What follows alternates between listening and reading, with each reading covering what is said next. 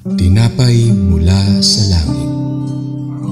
A daily morning devotion with CRC Family.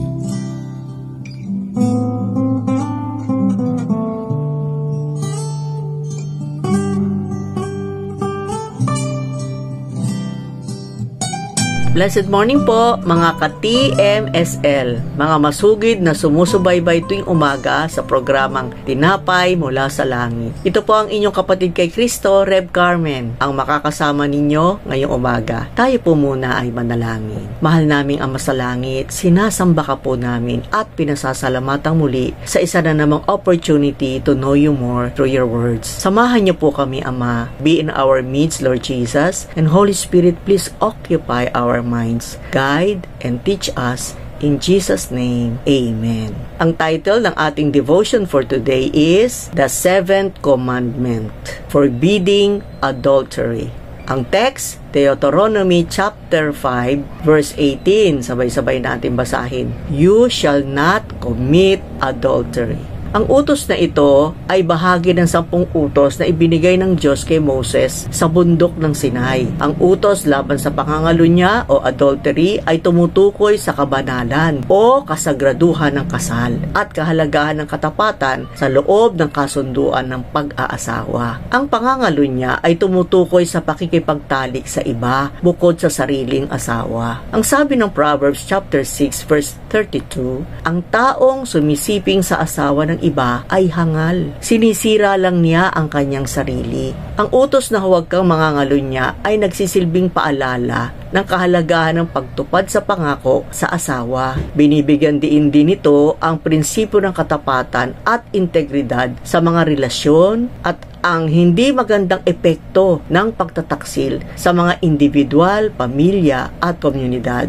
Isa sa mga pangunahing tema sa talatang ito ay ang konsepto ng tipan at pangako. Ang kasal ay madalas na inilalarawan sa Bible bilang isang tipan o covenant sa pagitan ng isang lalaki at isang babae at isang pagsasalamin na rin ng tipan o covenant ng Diyos sa kanyang bayan. Ang pangangalunya ay lumalabag sa tipan na ito na nagdudulot ng pagkawala ng tiwala, emotional na sakit, at spiritual na pagkakahiwalay. Sa pagbabawal ng Diyos ng pangangalunya, pinapalakas niya ang halaga ng katapatan at ang kabanalan ng pagsasama ng mag-asawa. Sa Malakias chapter 2 verse 16 sa ASND version, sinabi ng Panginoon, ang Diyos ng Israel, ayaw kong magkahiwalay ang mag-asawa. Kung hiwalayan ng lalaki ang kanyang asawa, ito'y pagmamalupit sa kanyang asawang babae. Kaya siguraduhin ninyong hindi kayo magtataksil sa iyong asawa. Higit pa rito, ang utos na ito ay sumasalamin sa kahalagahan ng paggalang, samahangganan at karapatan ng iba. Ang pangangalunya ay hindi lamang lumalabag sa pangako sa sariling asawa, kundi pati na rin sa paggalang sa dignidad ng iba sa iba pang mga taong kasangkot.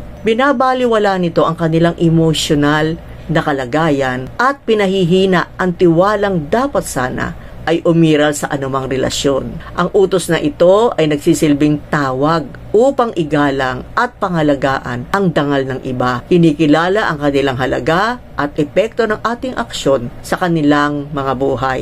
Basahin natin ang Hebrews chapter 13 verse 4. Ang sabi, marriage should be honored by all, and the marriage bed kept pure, for God will judge the adulterer and all the sexually immoral.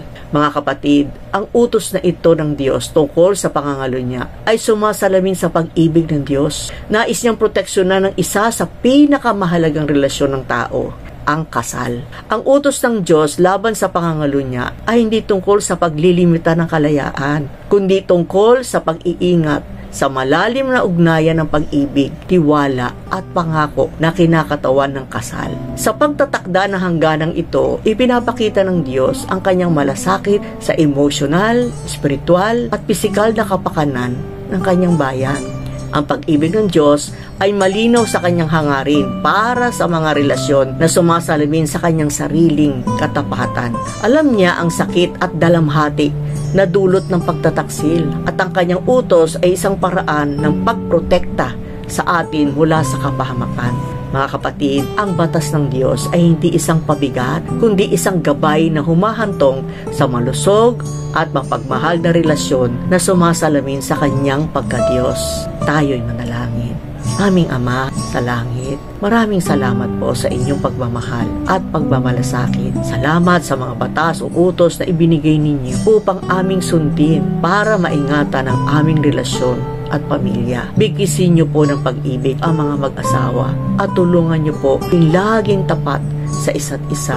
Ingatan niyo po at ilayo sa anumang tukso. Tulungan mo po na magkaisa sila sa pagsunod sa inyo at sa inyong mga salita. Magkaisa nawa sila sa pagmamahal sa inyo at paglilingkod kasama ng kanilang buong sambahayan. Ikaw po nawa ang laging maging sentro ng kanilang buhay at tahanan. Sa ngalan ni Jesus. Amen. Salamat po sa pagsama nyo sa devotion ngayong umaga. Tandaan po natin, hindi lamang tayo sa pagkain nabubuhay, kundi sa salita ng Diyos. Bukas po muli, TMSL, same time. Salamat po sa mag-share ng videong ito sa iba. God bless everyone.